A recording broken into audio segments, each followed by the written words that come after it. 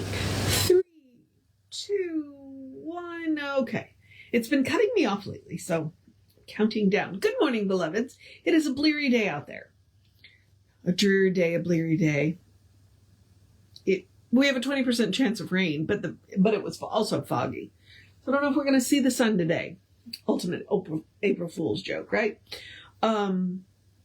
Because it is April 1st. It is April Fool's Day. Although, the desire for playing pranks and silliness is kind of not a thing right now. We're like, the world's crazy and we can't make up anything wilder than what's going on. So, but every time you get around to April Fool's Day, I always like to Google it and see, okay, well, what are they saying this year? And, it's connected to an ancient Roman holiday and it's connected to an Indian holiday. But this year, the internet decided to, I think I went to the Britannica, the British encyclopedia online, and it said that one of the reasons for April Fools was the I forgot which emperor it was, but basically when they decided to change because apparently the New Year used to be Easter, which is a lunar holiday because it moves around based on the phases of the moon. When the moon is Easter's it's the first Sunday after the first full moon after the spring equinox. Okay, so lunar holiday. And they were like, nope, we're going to put it on January 1st. And so anybody who was still keeping the New Year around Easter were called April Fools. I don't know if it's true or not, but it was an interesting story. And if you follow Jim Palmer decided to write on the archetype of tricksters, which he put Jesus in the archetype of tricksters. And I went, all right then, because he spoke in parables, wrangled with the authority, turned, religious thinking on its head, and had a message that only a few people caught. So I was like, he does fall into the trickster category. So I thought that was interesting. And that's April Fool's. So here we are. Okay. Now we are almost finished with the Voice Celestial, so I have to decide what I'm going to do next. I took exception to him yesterday simply because, and to be fair, he probably Ernest probably never heard of Ishtar or Inanna. Although when I was Googling it, I believe that I think Inanna is the Sumerian version and Ishtar is the either the Akkadian or the Assyrian version of her, may be the first documented deity. So, which I found really interesting. Okay. So, I'm like, okay, well, there are gaps in Ernest's education, just like there are gaps in all of our education. But let's do the housekeeping and then we'll do Pythagoras because Ernest thinks Pythagoras is a genius. Although, if you go back and look, what the mathematical concepts that Pythagoras came up with, they were doing in Sumeria thousands of years before. So again, gaps in the education. Housekeeping is simply me reminding you we are Creative Life Spiritual Center. The website is creativelife.org. The constant contact is info@creativelife.org. If you email that gets you one email a week, tells you what's going on for the week and the month. The hot links are hot and nobody will get your email. So there is that. And then the social medias, I like to remind you, we don't monetize them because we don't want to deal with the ads any more than you do. Mostly because I don't think we get to choose the ads. So, but we just don't want to deal with them. We don't want you to have to deal with them. So what we ask you to do instead is on the various platforms, go like, subscribe, share, follow, comment. It bumps us in the algorithms because that's what we're depending on is enough people interacting with our stuff to bump us in the algorithm. Oh, more people should see this because people like it. Okay, we hope so. We think we have good tools to share. And we are Creative Life Spiritual Center or Creative Life Spark, and I'm the running Rev Ryan on the social medias that I'm on. So please, feel free. All right, I think that's everything. let's get on to. We are doing the Voice Celestial. We are in Book 2, The Altar of the Ages. And we are on Chapter 11, Pythagoras the Genius.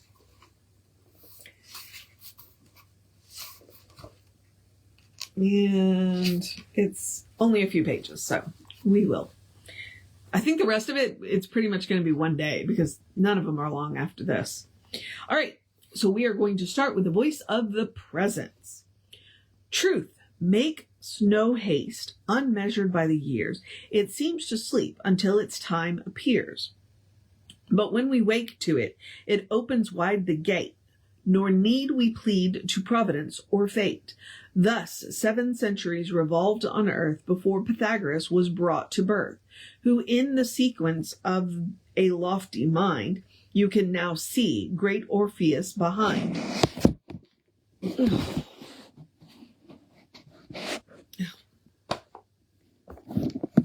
And the camera angle screwy because, Okay. I won't cut it out because it's funny. All right. Oh, for it was he who brought his genius to proclaim in numbers and demonstrate anew the ancient mother doctrine, thus to prove all things are formed by one creative love. The one is dyad. This atom unit holds the two in one, which from itself unfolds its essence into substance, from which then Mother Nature brings forth worlds and men. The spouse of God in matter is terrestrial, but is in spirit immortal and celestial. The Farer. By what logic did Pythagoras seek to solve by numbers the presence? Listen, he will speak. Pythagoras. The great enigma in which all nature slumbers can be resolved reducing it to numbers. The number 1 assumes a point in space, which moves to form a line. The line will trace. A plane, which moves to form a cube, dimension, but is the number 1 in full extension.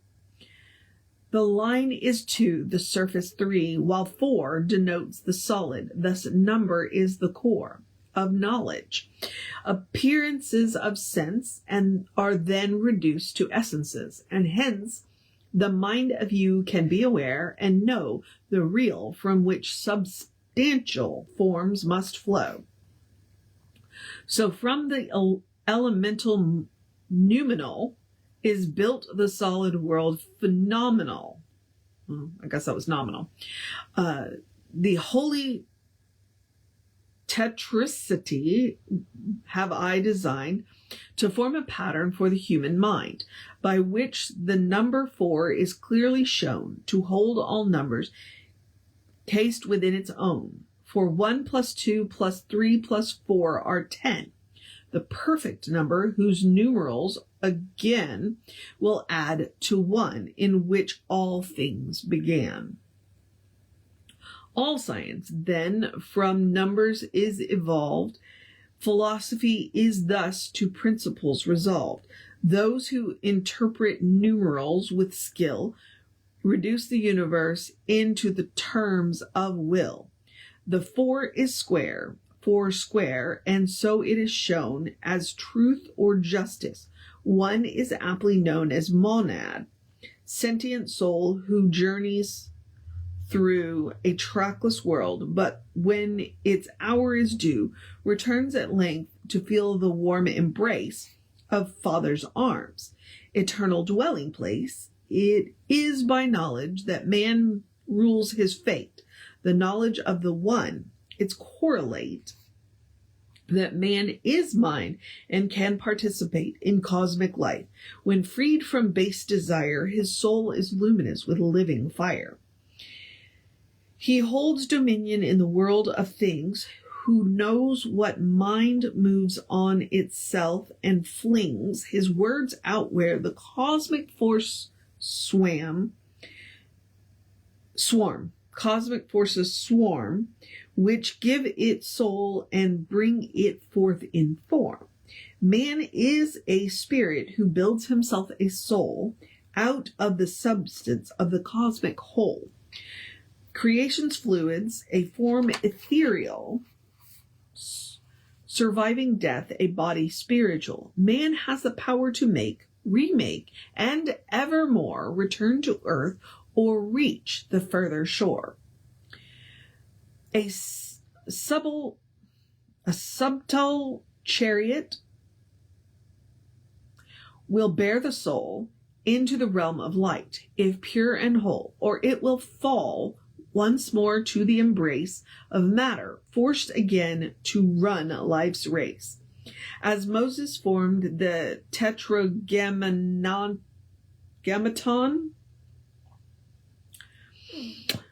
to seal and yet reveal the three in one, so I perceive the universe as three immersed in one to form a true quaternion.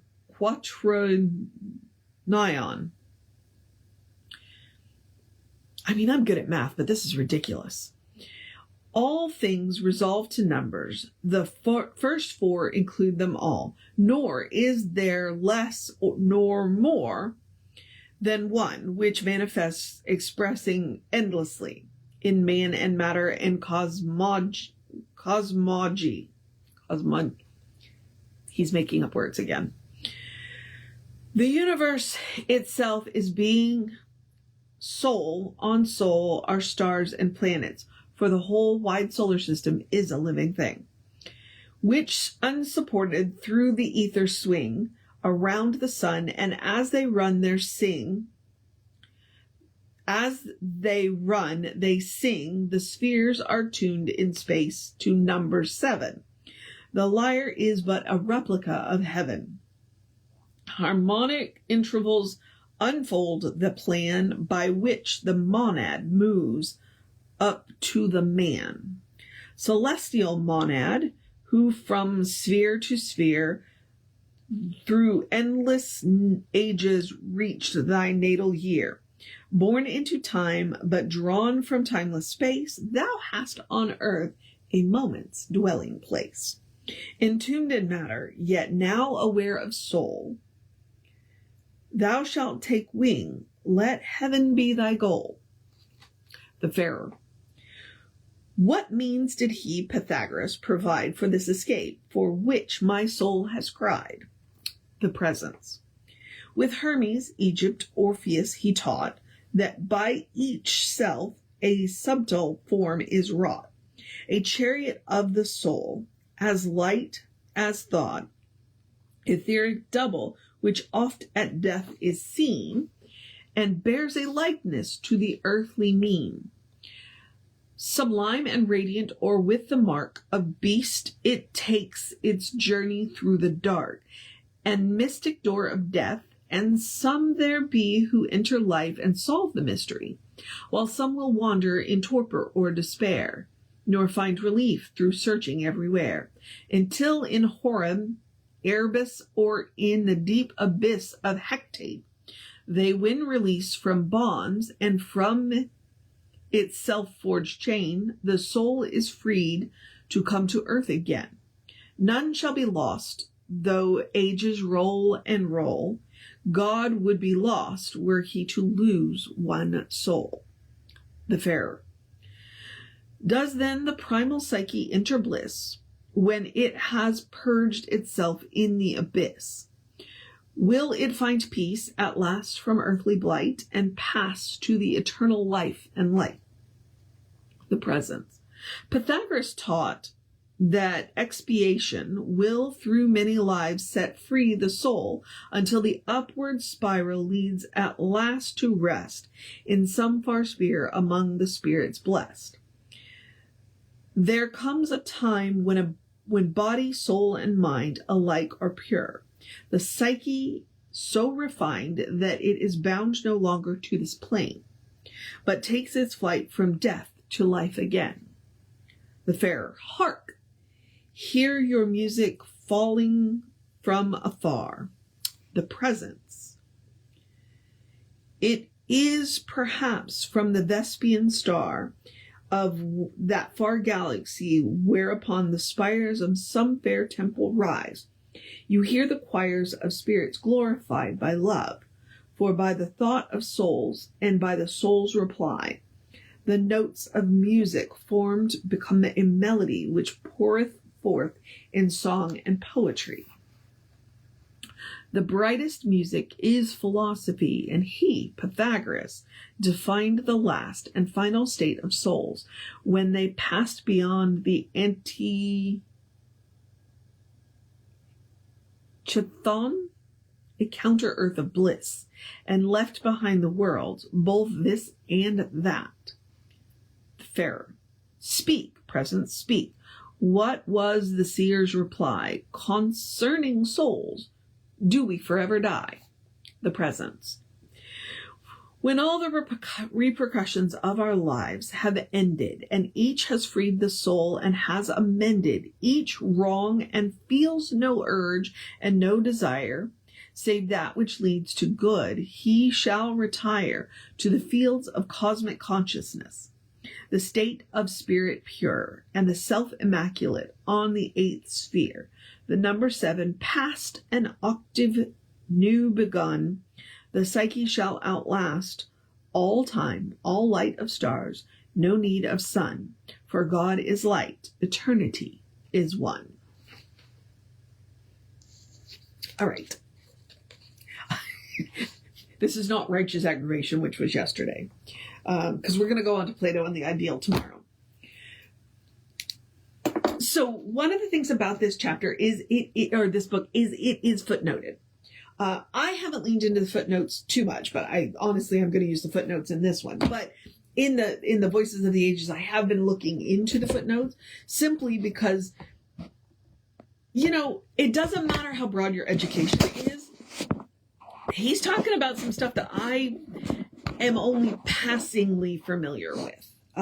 I do know a fair amount about Greek philosophy, but I'm quite sure I've only scratched the surface of Greek philosophy, because there were 2 Greek philosophers, Democritus being one of them, who,